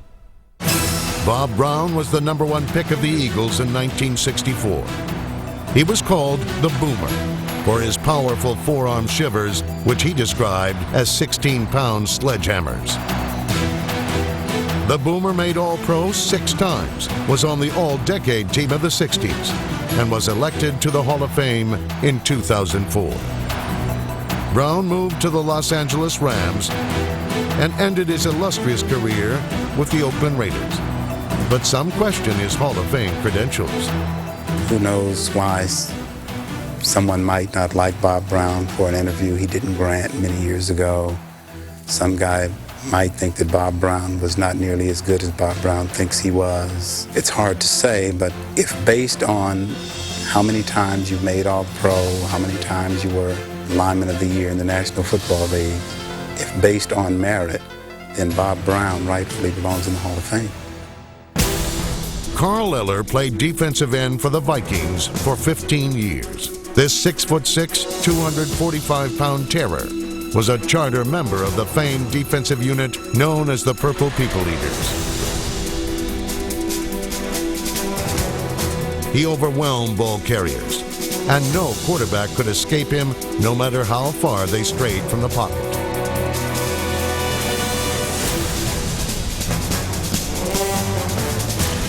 But it was number 81's ability to pile up sacks that made him a Hall of Famer. Eller was the NFL's Defensive Player of the Year in 1971. And from 1975 through 1977, he registered an incredible 44 sacks.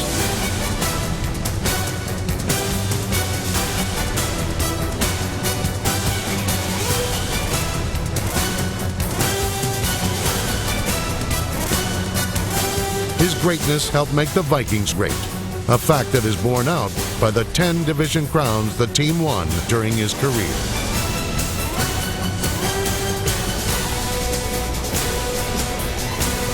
While Eller made a career out of terrorizing offensive stars, Barry Sanders became a superstar by driving defensive players crazy. Have you seen Barry? I mean, on the field, have you seen him run the ball? First thing you do when they hand him the ball is you stop breathing. And you're sitting there like this, like... And your eyes get real big. Move close to the TV or to the edge of your seat in the stadium, and you just wait for something great to happen. Barry to the 45, and bumps to the 40, takes it 35, 30, he's gone! Unbelievable! Oh my God, what a run!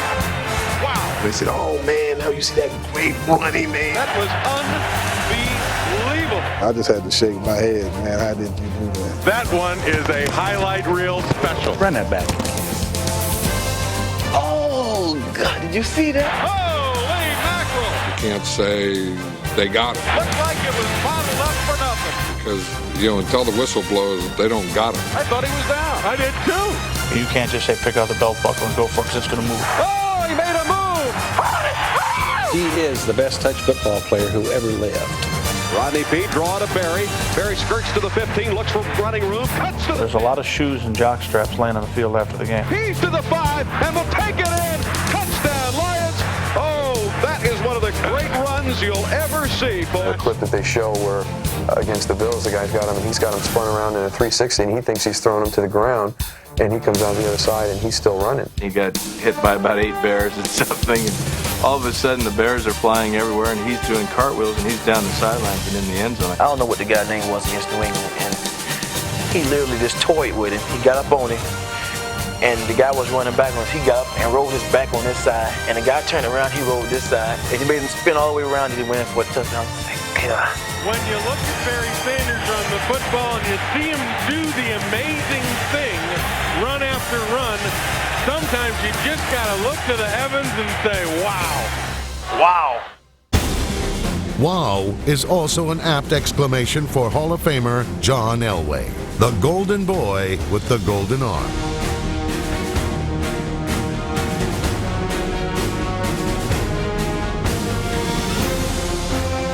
In his 16-year career with the Denver Broncos, Elway set every team passing record.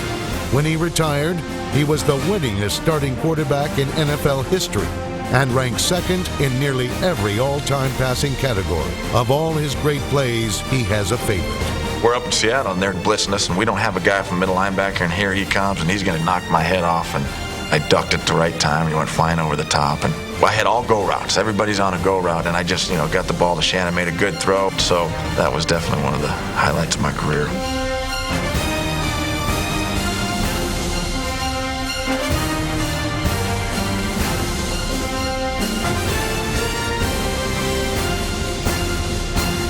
He holds one record that may be the most memorable. Okay, before we talk, this game ball goes to the guy that today just managed to win more football games than any other quarterback in the history of the game, John Elway.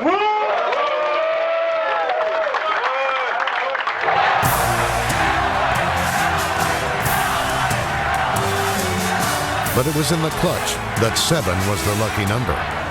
His signature moment was a 98-yard drive against the Browns that sent the 1986 AFC Championship into overtime, and then victory.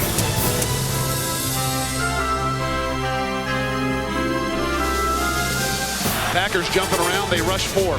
Although he failed in his first 3 Super Bowls, he helped lead the Broncos to victory and personal redemption in Super Bowl 32. 5-yard line. My goodness. You want to tell me the 37-year-old man doesn't want to win this game? Man, oh man. That sacrifice. Oh man. I suppose there was going to be that little asterisk behind his name that he didn't win a Super Bowl, and now that is out. He was going to be one of the greats of all time anyway, a Hall of Famer, but I think now he's done it all.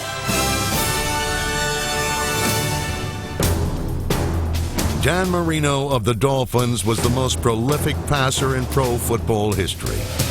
Marino drops the throw, has time, going deep up the sideline, man down, got it, 30, 25, 20, Duper, they'll never catch him, touchdown! Number 13 owns every meaningful passing record and was the starter in Miami in his rookie year of 1983. Perfectly thrown pass by Dan Marino. Marino possessed a trigger-quick release and uncanny touch on both his short and long throws. His second year was one for the ages. Marino produced the first and only 5,000-yard season, threw 48 touchdown passes, and was named the NFL's most valuable player. 13 times Marino passed for more than 3,000 yards, and 6 times he went over 4,000 yards. He was named All-Pro 8 times, and while Marino routinely led the Dolphins into the playoffs, he never won a Super Bowl. That blemish never diminished the magnitude of his achievements and his rightful place as one of the greatest quarterbacks in history. Dan Marino becomes the all-time leader in pass completions in NFL history, and before this season is over, he will own every record known to man. Dan takes the snap from center. He's straight back, throws for Byers on the right side. Flat, he breaks the tackle. He's in! Touchdown, Dolphins! And Dan Marino, with that touchdown, has broken another record. He has the granddaddy of them all now. Most touchdown passes ever. Throwing on the slant, complete to McDuffie at the goal line. He's in! Touchdown, Dolphins! And that is also career touchdown pass number 400 for Dan Marino. Team comes together, a lot of backslapping. Fans here recognize Dan Marino's career accomplishment. What a joy it has been to watch that man play football.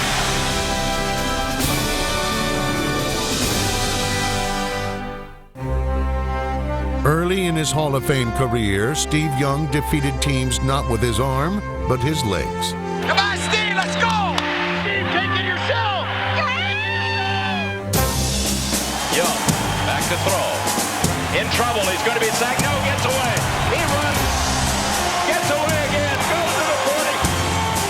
Gets away again. To the 35. Comes back at the 30. To the 20. The 50. The 10. He died. Touchdown, 49ers. Young to throw. Steps up. Tucks it in. Runs away to his left. Has some space. He's got lots of room. 35, 30. Stays in bounds. He's to the 20. 15. One man to get by. Into the 5. Carries him into the end zone. Touchdown 49ers. Dragging Bailey all the way. Oh, what a play. What a play by Steve Young. Not many teams like the 49ers can boast of producing 2 consecutive Hall of Fame quarterbacks. Young followed in the legendary footsteps of Joe Montana and hurried to earn his own bronze bust in Canton. The competitive Young carved out his own unique niche in NFL history and was named the NFL's most valuable player twice.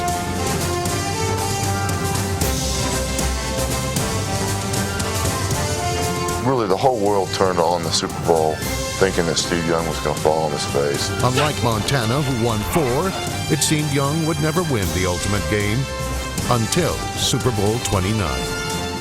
Young threw a record 6 touchdown passes and was voted the MVP. It was one of the rare experiences where the reality far outweighed the dream. Usually the reality never kind of quite lives up to it. It far out surpassed it. It was beyond my wildest imagination. Steve Young is now number 1 all time with 6 touchdown passes. Someone take the monkey off my back, please! No, it was a gorilla!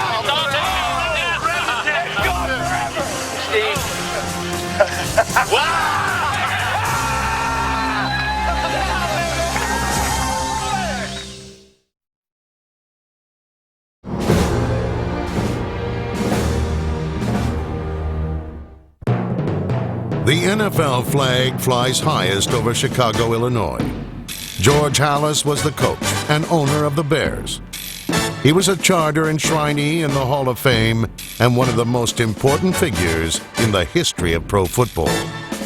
Yes, this meeting in Canton on September 17th was held in the Hupmobile showroom in his automobile agency. And of course, there weren't enough chairs for everybody, so we sat around on the running boards of the Hupmobile cars. And in order to join this group, you had to put up $100 for a franchise. I think it's worth a little more than that now. Halas drafted Red Grange, and this college star drew huge crowds to the fledgling pro game. From the Galloping Ghost to the Kansas Comet, Halas produced a legion of stars and future Hall of Famers.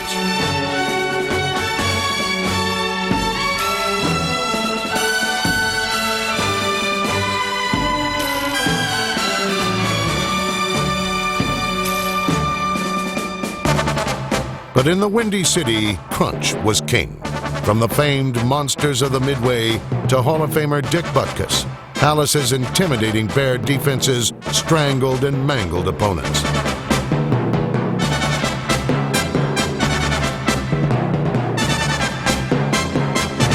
Halas won 324 games as a coach and 6 NFL titles. None was more convincing than the 73-0 rout of the Redskins in 1940.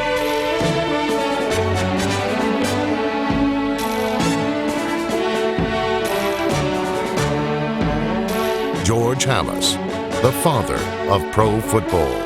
George, when I met him, was his own press agent for the Bears. He did his own coaching. He played right end. He signed the players. He did his own scouting. He ran the concessions. He was the guy that looked out for the police and everything at Wrigley Field. He was a one-man gang. There would be no football league today had it not been for George Halas. There's no doubt about it. Art Rooney was the patriarch of the Pittsburgh Steelers and one of pro football's most revered owners. He founded the Pittsburgh Pirates in 1933 and renamed them the Steelers in 1940. Rooney turned Pittsburgh from one of the worst teams in the history of the game into one of the greatest. One of the great opportunities I had was to give a game ball away after the first Super Bowl. And we had decided to give it to Joe Green, and I saw, standing in the background, the Chief. And I realized that I had to give the ball to the Chief. His teams won 4 Super Bowls, but it was his generosity and love for his players that set him apart from other owners. He was as great a person outside the game as he was inside it. A true man of the people.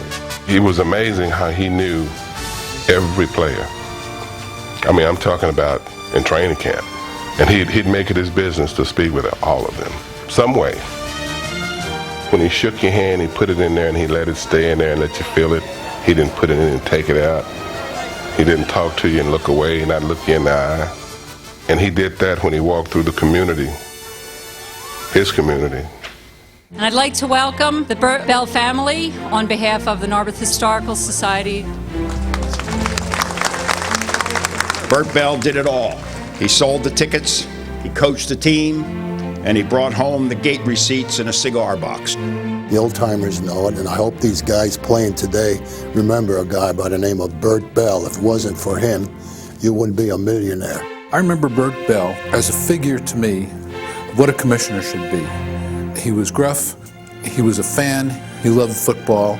Burt Bell was a guy who, for the first time, people could point to in football, as they had in baseball with Landis. They knew who was in charge. What he was saying is not only that we will try to level the field competitively, which was his main goal, it led us to a future where New York was not the center of the universe anymore, that you could play in Green Bay or anywhere else and become a national figure. For 60 or 70,000 people to do this for the Green Bay Packers and the city of Green Bay, it certainly should set an example for some of the larger cities of what enthusiasm and desire and love of sports will do. He dearly loved the football players. He would always conclude his talks with the teams with, "This is my home phone number. If you have any problems at all, you can call me at any time of the day or night." That was the way Burt ran the league. He ran it out of his heart and off the top of his head. In his lifetime, he targeted all his hopes and ambitions, his dreams and struggles to professional football. He took a game and made it America's passion. While Burt Bell made the NFL a popular sport, Commissioner Pete Rozelle made it #1, replacing baseball as America's favorite pastime. He was able to accomplish things because he was able to bring diverse groups of egotistical, strong-minded owners and managers together and do things that were necessary to be done for the betterment of the league, not necessarily the individual clubs. And so he was the glue. He made it work. To have a man that had his background, an understanding of dealing with the people, dealing with the media, the new world of television. Promotion was the most fortunate thing that ever happened to the league. Look at the Super Bowl, which was a championship game, but we have championship games and World Series and all kinds of things like that. He built that into an international event. The eyes and ears of the world focused right here on this canyon, this beautiful stadium. 41 nations will be receiving the television coverage of this event. この素晴らしい模様を日本の皆様に直接お目にかけられないのが非常に残念です。A unos minutos de iniciar este juego por el campeonato de fútbol americano profesional en There's no question that the National Football League is the preeminent sport in the world, I believe, and that Pete Rozelle has been the best commissioner of any sport in that time. If you think in terms of egos of coaches and egos of players, egos of player union and egos of owners, and have to massage all of the different people that he's had to massage, and then to have some policies that have you move in the same direction, that's a great accomplishment. I mean, politicians don't last that long. Who lasts in office 30 years having to do that kind of massaging and manipulating? I think he's brought a serenity, a calmness to a sport that obviously has violence and is so competitive that sometimes the worst side of people show. He's brought grace and style to that, and the public has been that much more responsive to the National Football League because of Pete Rozelle. Not everyone liked Rozelle, but they all respected him, including Al Davis of the Oakland Raiders. We have a battle. We have to take on the NFL. We have to take them on. We have to get a merger. We have to do what everyone, and who's going to be the guy to do it? And in the whole world, they picked Al Davis. There may not have been a merger were it not for him. The merger in 1966 brought peace to the two warring leagues and made the Super Bowl a transcendent event. Davis's Raiders won it 3 times, defeating the Eagles, the Vikings, and the heavily favored Redskins. Al Davis's commitment to excellence had paid huge dividends. This was our finest hour. This was the finest hour in the history of the Oakland Raiders. Just win, baby. And that commitment to excellence thing that he coined years and years ago, I see now as corporate mottos. He approached it like it was a war, like it was us against them, and now everybody says that. He doesn't have another life. He doesn't have a business out there. And football's every day. He doesn't take vacation, doesn't play golf, doesn't play tennis. Football's Al's life. I feel we're one of the last bastions of hope as a team image, as a team organization. I don't want to give that up with the Raiders. We believe in tradition. We believe in the glory. We believe in the debt we owe to our players from the past. If I could leave a legacy when it's my time to leave, that the Raiders would stand as a pinnacle, and that people all over would remember that patch and say, wow, they were good, they were great, and they dominated. Paul Brown was one of the greatest coaches in pro football history. He built a dynasty in Cleveland, winning 4 All-America championships, and later 3 NFL titles. All football came from Amos Alonzo's day, but pro football came from Paul Brown. The Browns ran the ball, but his passing attack was called basketball in cleats. After the game, Bert Bell came in and congratulated me and us, and he said it was the best football team, the most intense football team he had ever seen. Brown was also a great innovator. He called all the Browns' plays and used messenger guards to shuttle in his calls. His training techniques were light years ahead of his contemporaries, and his summer camps were laboratories for experimentation that ultimately became NFL titles. For player safety, he developed the face mask. Everything he did resulted in victories. His record in Cleveland was phenomenal. 153 wins, 53 defeats, and 8 ties. In 1968, he became owner and coach of the expansion Cincinnati Bengals and turned them quickly into winners.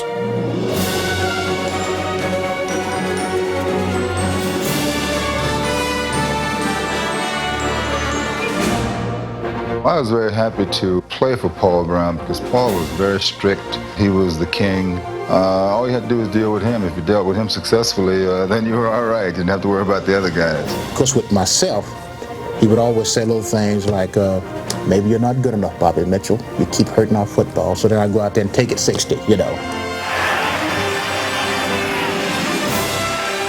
Brown was a demanding taskmaster who saw a multitude of sins, not only in defeat, but in victory. He'd come in, he'd walk up in front of the group, and he'd say, quiet, say, we'll go over what we did wrong in the game. And he'd take out this piece of paper and it would drop all the way to the floor. Said, gee, we just beat these guys 38-0, you know. Over the years, there were times I loved him, there were times I hated him. But when I went into coaching myself, I found myself doing exactly the same things he used to do, saying some of the same things he used to say. Playing for Paul Brown and the Cleveland Browns was probably the best thing that ever happened to me. One of Brown's assistants with the Bengals was Bill Walsh, who wrote his own history with the San Francisco 49ers.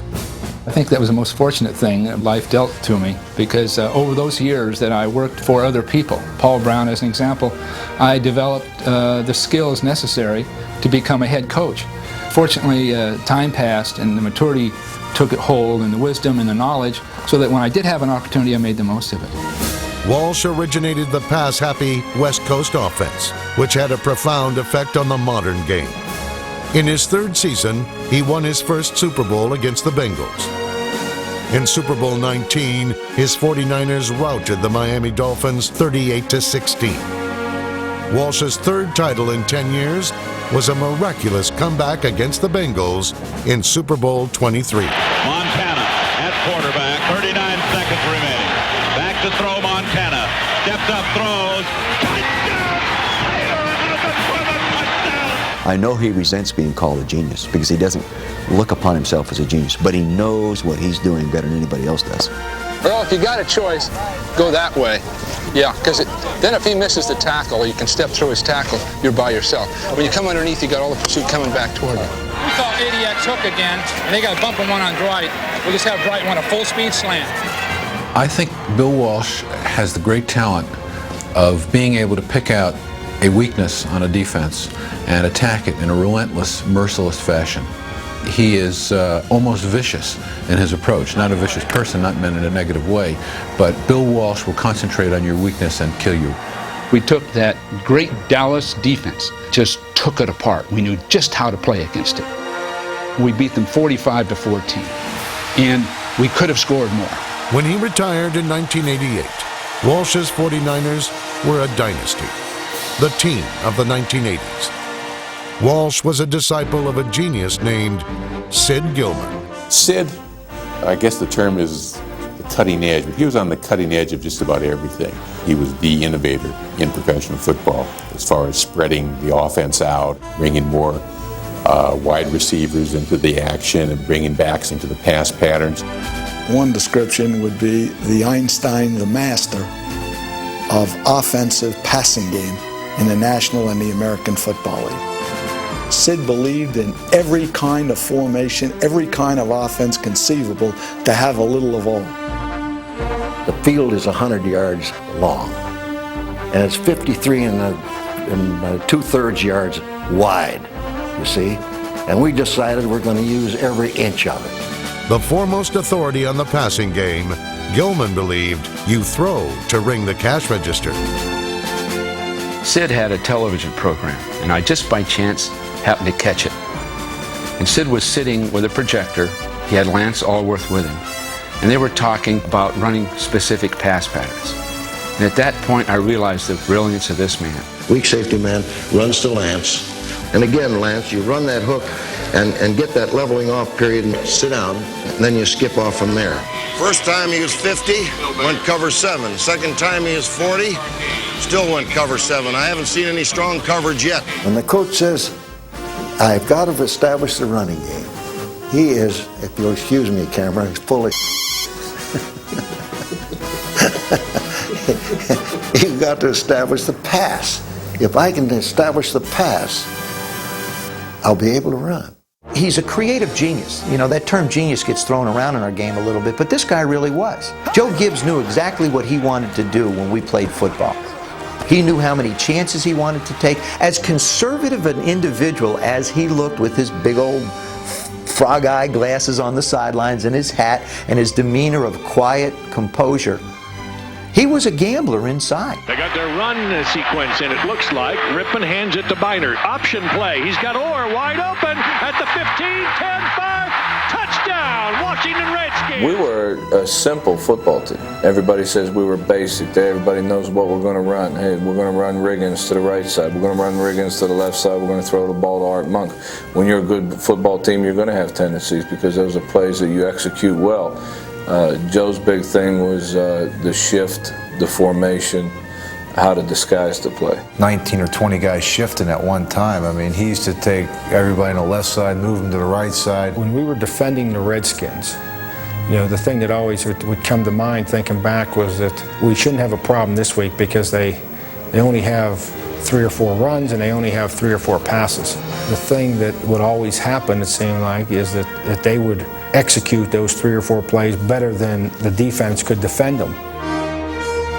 Joe Gibbs won 3 NFL titles with 3 different quarterbacks.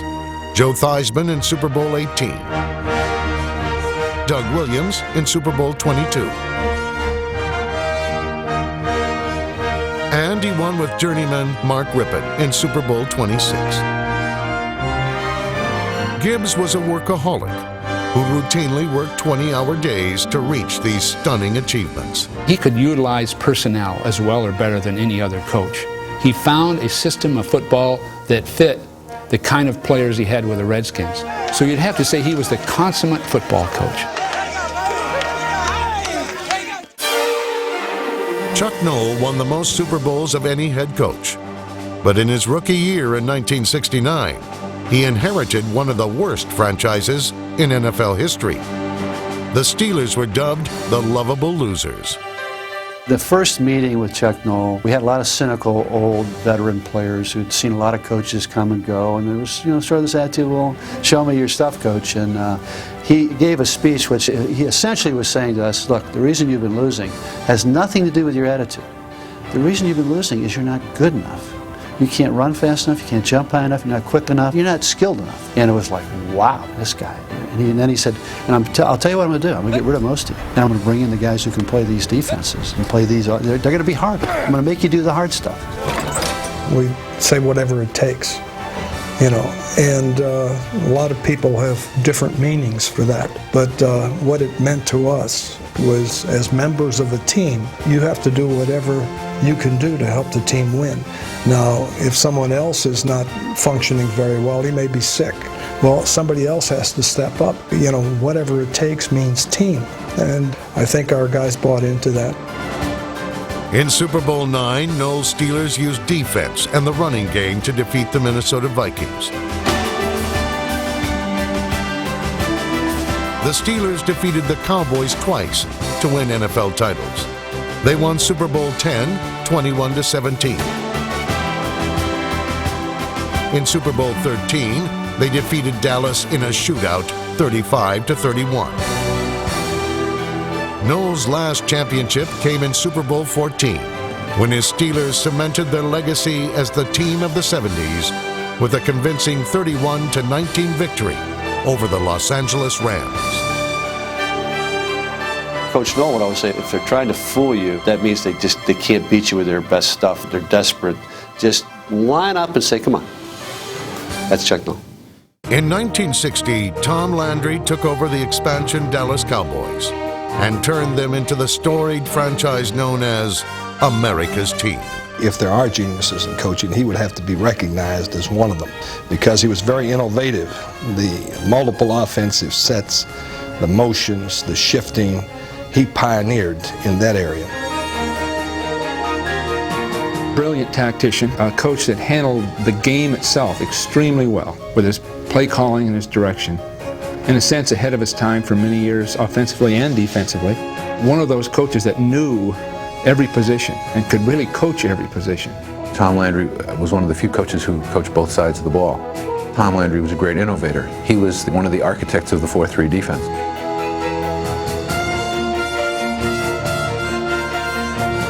He came up with the multiple offense. Tom Landry's contribution in the history of football will go down along with Paul Brown and George Halas and Clark Shaughnessy as one of the great contributors.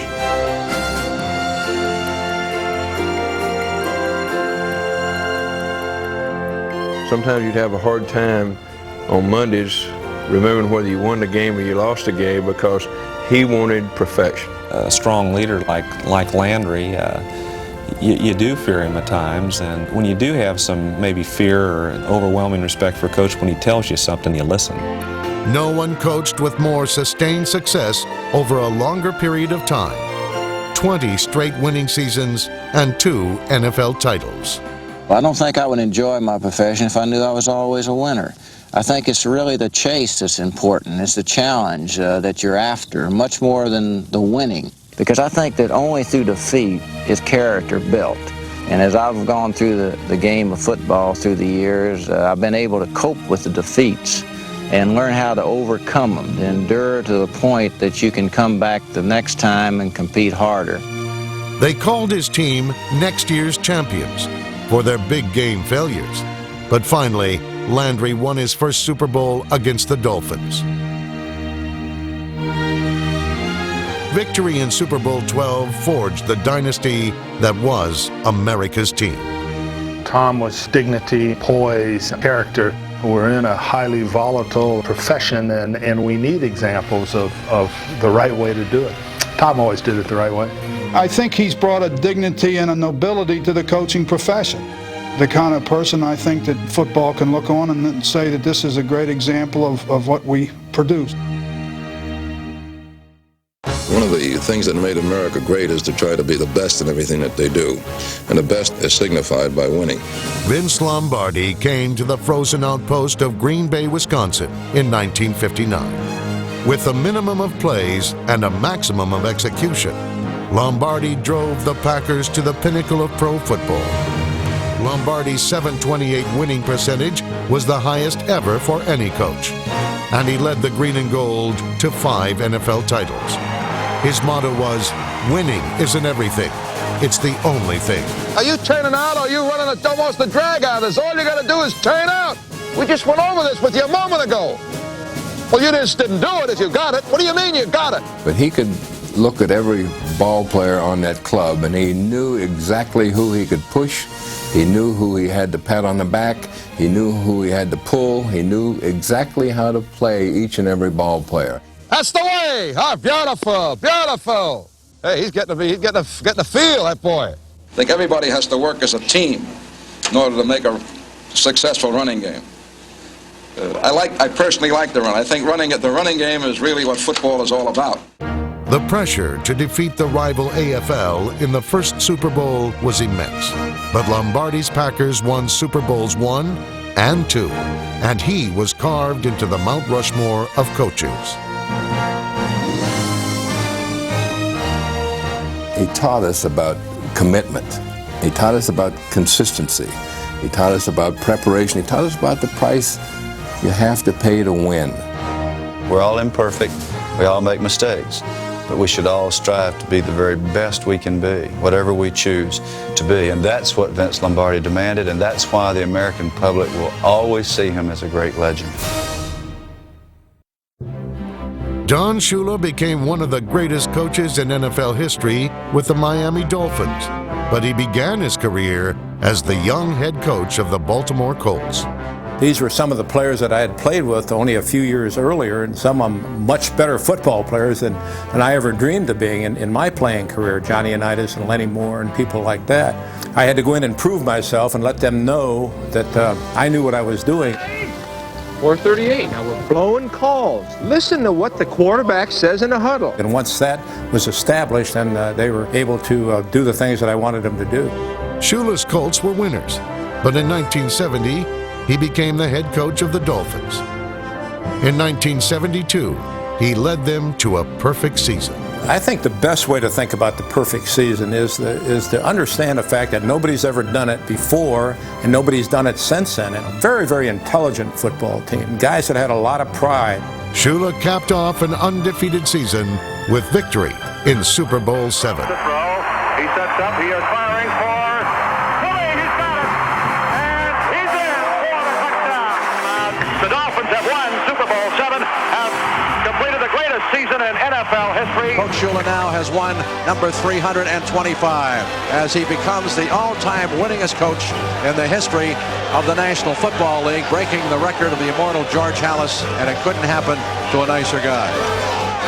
Through the years, I'm just going to think about it for one quick second, and then this is the last you guys are going to hear about 324, 325, whatever. But the thing that makes it all worthwhile are moments like this, when guys suck it up and do the job, and it's been happening. And this football team now, we got to get it going and be there at the end of the year. That's the important thing. There's not going to be any more talk about the individual stuff, but at the end of the year, I want this record to be in a year that the team won the Super Bowl.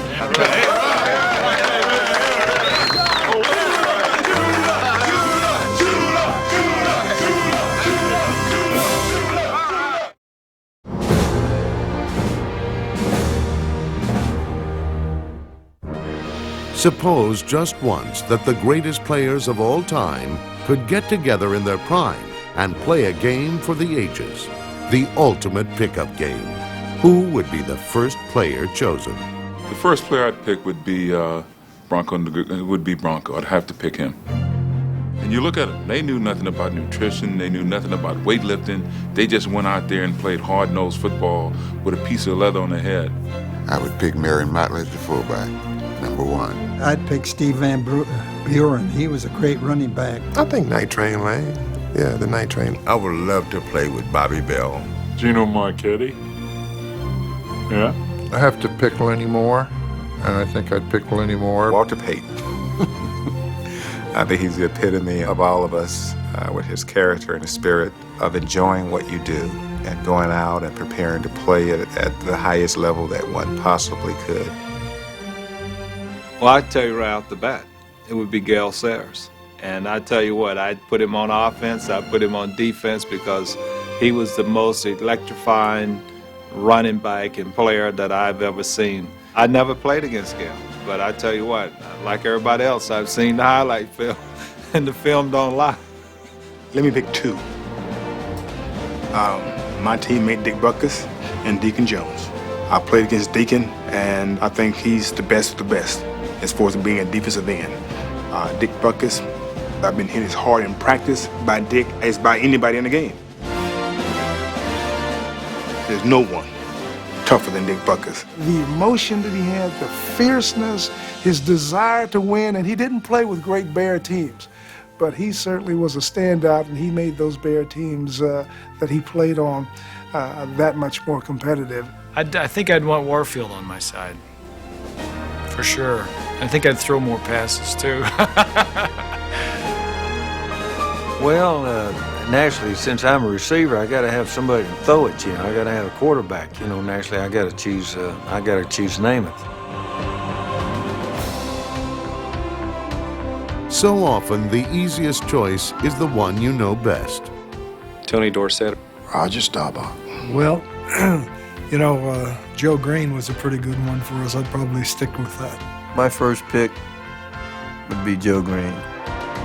The Miami Dolphins selected a teammate who will soon be enshrined in Canton. I guess I'd probably start with the quarterback position, and I'd probably pick Dan Marino. It would probably be Dan Marino.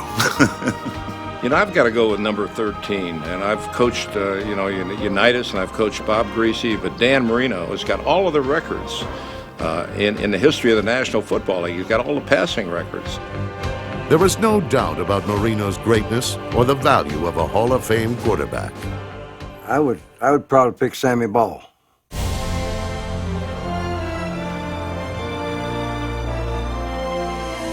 could run, he could pass, he could punt. He played defense. 1 year he led the league in punting and pass interceptions. He's the best football player, as far as I'm concerned, I ever saw. It's a no-brainer because it would be Joe Montana. Well, I have to begin with Joe Montana. I have to do that. I'm picking Joe Montana. because the guy just wins. If winning is the true measure of a quarterback, the choice seems obvious. Otto Graham. I say, to me, he's the greatest football player ever played, because in 10 years, he put us in a championship game 10 years in a row. A lot of guys had more ability and probably more skills, but he could win, and that's what counts, doesn't it? He could win. Unitas. Unitas. And I feel very comfortable about that choice. I would say John Unitas. Let him call the plays. He's the best play caller I've ever seen. The most competitive, winning quarterback maybe that's ever played the game. Johnny Unitas received the most votes among quarterbacks, but it was one of his contemporaries who received the most votes overall. If I were going to pick one guy that I wanted to have on my football team, it would be Jim Brown. Greatest football player ever to play, in my estimation. Jim Brown. You know that. I'd take Jim Brown. A lot of people say I replaced Jim Brown, but you never replaced the best running back in the history of professional football. He was the only guy that I really didn't want to play against him. You know, I mean, I wasn't jumping up and down to go out there and tackle him. I never had a chance to play against this person who is revered. So being a competitor, like we all are, you sort of think about, okay, now that's one that you want to go against. You know, to face Johnny Unitas, to face him in that 2-minute situation, and to have Jim Brown back there, it couldn't get any better. Throughout the history of pro football, it is difficult to judge who truly is the best of the best.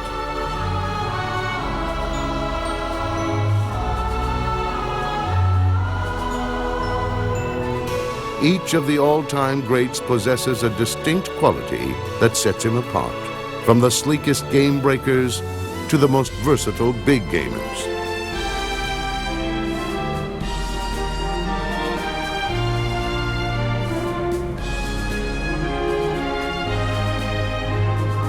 They are the game's groundbreaking pioneers, the most inspiring underdogs, and the fiercest intimidators. They are the game's leaders and heroes, men who have set the standard by which others are measured.